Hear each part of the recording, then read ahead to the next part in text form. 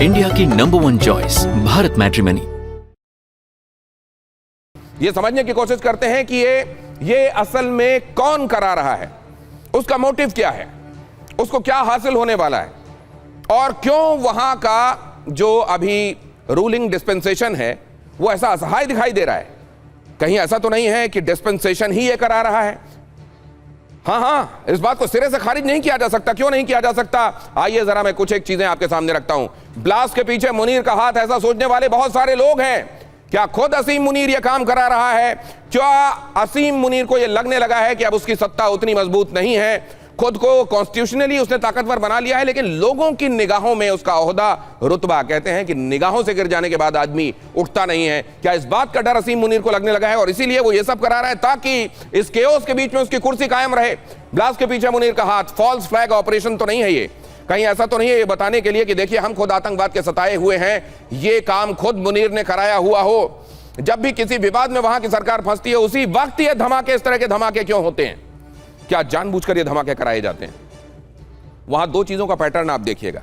जब भी असीम मुनीर किसी चीज को लेकर परेशानी में होते हैं, जब भी उनकी कुर्सी कमजोर होती हुई लगती है, या तो एंटी इंडिया ऑपरेशंस के लिए षड्यंत्र तेज हो जाते हैं, या अपने ही घर में कई जगहों पर धमाके कराकर उसको कहीं ना कहीं उसका लिंकेज ये जोड़ने की कोशिश की जाती है कि देखिए साहब, ये जो है हम आतंकवाद के खुद सताए हुए हैं। और बलूचिस्तान और टीटीपी के मामले में तो ये तक कहने से गुरेज नहीं करते कि इसके पीछे हिंदुस्तान का हाथ है।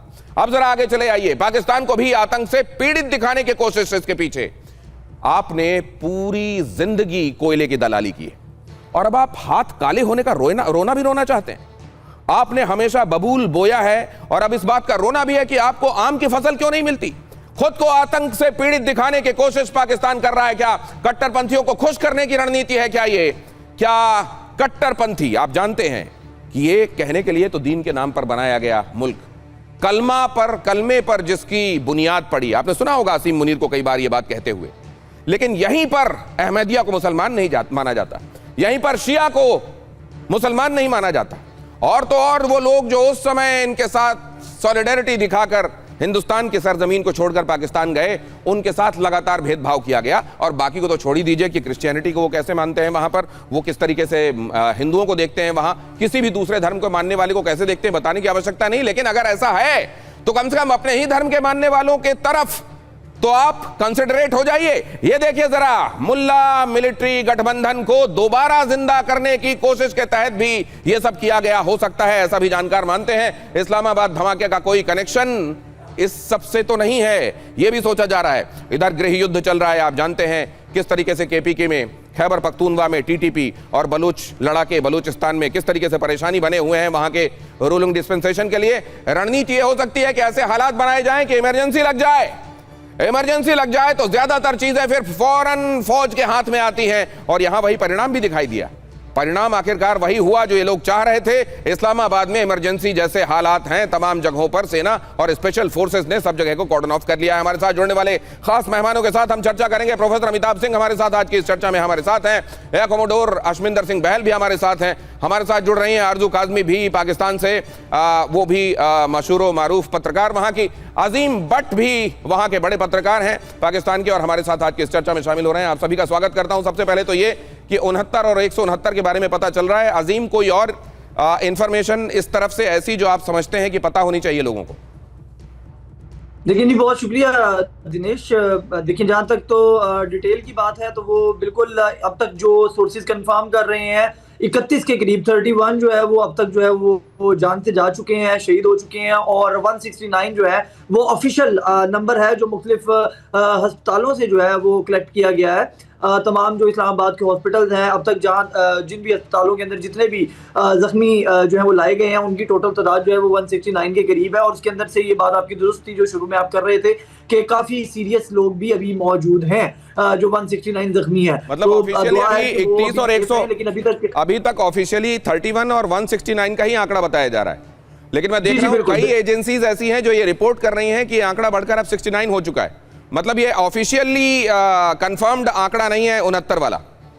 नहीं, वो उसके अंदर मैं आपको बता देता हूँ। बेसिकली 169 जख्मियों का जो डाटा था उसको मिक्सअप कर दिया गया 69 लोगों के मरने के साथ। तो वो इंतजामिया ने उसकी क्लैरिफिकेशन भी की कि जो 69 है वो मरने वालों की तादाद नहीं है, मरने वालों की तादाद 31 है और 169 जो है वो जख्मियों की है। वो 69 का वर्ड जो है वो बेसिकली सहाफियों की तरफ से भी, इंडिपेंडेंट जराये की तरफ से भी वो मिसकैलकुलेट हुआ और वो उस वजह से ये चीज जो है वो सामने आई। अजीम, क्या वजह नजर आ रही है? कौन है ये लोग जो ये सबको अंजाम दे रहे हैं? क्या चाहते हैं ये लोग? देखिए दिनेश, इसके अंदर दो मुख्तलिफ चीज़ें हैं। अगर आप चूंकि खुद सिक्योरिटी और जियोपॉलिटिकल हालात को बेहतर जानते हैं, आप देख भी रहे होंगे कि गुज़िश्ता तकरीबन 1 महीने से खैबर पख्तूनख्वा के अंदर और बलूचिस्तान के अंदर जो है वो फोर्सेस मुख्तलिफ जो दहशतगर्द तंजीमें उनसे लड़ रही हैं, जिसके अंदर BLA है, BLF है और दीगर जो है वो तहरीक तालिबान पाकिस्तान तो खैर शुरू से ही हमारे साथ जो है वो लड़ रही है। तो अब तकरीबन एक हफ्ते के अंदर, गुज़िश्ता एक हफ्ते के अंदर जो है वो 400 के करीब दहशतगर्दों को जो है वो मारा गया, जिसके अंदर ईरान ने, सऊदी अरेबिया ने, तुर्की ने, चीन ने, तमाम ने इसके ऊपर जो है वो खराज तहसीन भी पेश किया था पाकिस्तान को कि एक बहुत बड़ा रद्दुल फितना के नाम से जो है वो एक ऑपरेशन कंडक्ट किया जा रहा है। तो डेफिनेटली वो जब किसी की कमर टूटती है और वो कहा जाता है कि जो दिया होता है वो बुझने से पहले फरफराता है, तो ये एक उसका रिएक्शन है जो फितना अल-ख्वारिज की जानिब से किया गया। और मैं आपको ये भी बता दूं कि बहुत जल्द हमारे कुछ सोर्सेज ये कंफर्म कर रहे हैं, लेकिन ऑफिशियली भी बहुत जल्द जो है वो TTP जो है वो इसकी, या BLA जो है वो ऑफिशियली इसकी जिम्मेदारी कबूल भी कर लेगी कि ये उन्होंने किया है। तो हमारे कुछ सोर्सेज जो बलोचिस्तान के हैं और दीगर हैं वो ये बता रहे हैं कि उनके लोग जो है वो उसको सेलिब्रेट करते हुए ये इसकी तस्दीक कर रहे हैं। अजीम, एक बात और मैं आपसे, आपने एक महत्वपूर्ण बात कही है और ये नजरिया देखिए, नजरिया, पॉइंट ऑफ व्यू किसी भी चीज को देखने का हर किसी का अपना होता है, लेकिन एक बात मैं आपसे जानना चाहता हूं और आपको मैं खास तौर से इसलिए शामिल कर रहा हूं इसमें और शुरुआत आपसे करके आपसे कुछ लंबी बात इसलिए कर रहा हूं क्योंकि मेरे जो बाकी मेहमान हैं उनका नजरिया और उनकी तरफ से जो बातें कही जाती हैं उससे कमोबेश मेरे दर्शक जो हैं उससे वाकिफ हैं। आप पहली बार मेरे साथ जुड़ रहे हैं। एक बात और बताइए, बलूचिस्तान में रिसोर्सेस को लेकर जैसी लूट मची, आप जानते हैं कि किस तरीके से सुई की गैस हो या वहां के तमाम दूसरे नेचुरल रिसोर्सेस हो, वहीं से निकालकर वहां पर कच्चे मकान है, ज्यादातर बलूचिस्तान में कच्चे मकान है। 40,000 से 50,000 लोग गायब बताए जा रहे हैं। एक साल के भीतर भीतर वहां की फौज ने ही, अगर वो उनके अपने नागरिक हैं तो फौज को 90,000 से ज्यादा ऑपरेशंस करने पड़ते हैं। इसका मतलब यह समझ में आता है कि वहां के नागरिक क्या वाकई नागरिक माने जाते हैं या दोयम दर्जे के नागरिक माने जाते हैं। ऐसे में ठीक है, उनको एक पॉइंट ऑफ व्यू टेररिस्ट करार देता है जिसकी आप हिमायत कर रहे हैं, लेकिन कभी आपने सोचा कि जिसकी वो धरती है, जिसके वो रिसोर्सेस हैं, जिसके वो मिनरल्स हैं, वहीं से लेकर उन लोगों की आंखों के सामने उसके चाइना से, अमेरिका से सौदे करके उनकी आंखों के सामने उसको निकाला जाना, और जो लोग ये कर रहे हैं वो अपने ऐसे किए जाने को जायज मानते हैं और जो लोग इसका विरोध करते हैं और कहते हैं आप गलत कर रहे हैं हमारी जमीन के साथ, उनको टेररिस्ट करार दिया जाता है। देखिए दिनेश, आपने बड़ा एक बेहतरीन तरीके से और बड़े एक अच्छे अंदाज में चूंकि सवाल उठाया है तो मुझे बड़ी खुशी है और मैं इसका अपने हिसाब से बड़ा अच्छा फैक्चुअल जवाब देने की कोशिश करूंगा। देखें, जो आपने वहां के अवाम की एहसास महरूमी की बात की है उसके अंदर आपका और मेरा कोई इख्तलाफ नहीं है।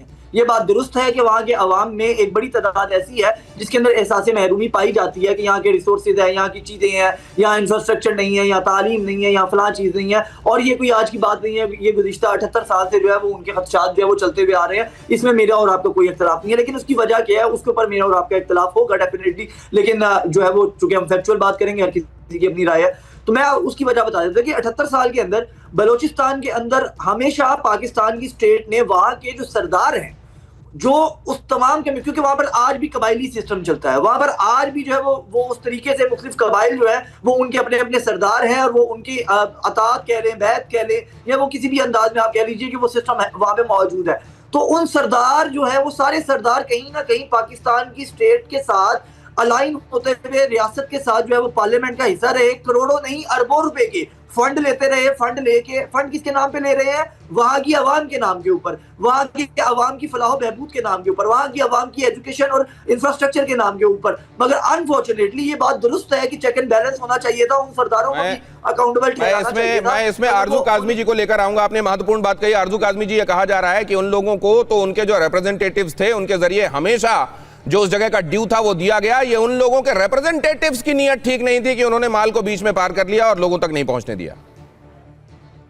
देखिए, अगर यही बात की जाए तो ये बात तो मेरे ख्याल है पाकिस्तान के हर प्रोविंस के ऊपर लगती है या लागू होती है, इसलिए कि चाहे पंजाब हो, चाहे सिंध हो, या कोई भी आप KPK ले लीजिए या बलूचिस्तान, वहाँ पे जिन लोगों को गवर्नमेंट दी जाती है, जो वहाँ पर जमींदार हैं या जिस तरीके से वहाँ पे चौतराहट चलाई जाती है, तो वो लोग तो नहीं आगे बढ़ने देते अपने लोगों को। ये बात तो यहाँ तक तो बिल्कुल अजीम भट्ट ठीक बता रहे हैं, लेकिन उनके ऊपर भी तो कुछ लोग होते हैं जो मुल्क को चला रहे हैं, जो पॉलिसीज बना रहे हैं, वो उनको मना क्यों नहीं करते, वो उनको रोकते क्यों नहीं है?